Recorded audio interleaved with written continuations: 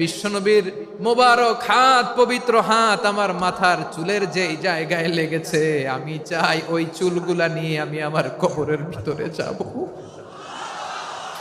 সাইয়েদনা আবু মাহজুরা রাদিয়াল্লাহু তাআলা আনহু ইন্তেকালের আগের পর্যন্ত মাথার সামনের চুলগুলা কাটে নাই। মাথার সামনের চুল তিনি কাটেন নাই। সুবহানাল্লাহি বিহামদি। কেমন ভালোবাসতেন বিশ্বনবী সাহাবীদেরকে, সাহাবারা কেমন ভালোবাসতেন বিশ্বনবীকে। অষ্টম হিজরিতে হুনাইনের যুদ্ধে রাসূল সাল্লাল্লাহু আলাইহি ওয়াসাল্লাম ফিরে আসতেছেন মদিনায়।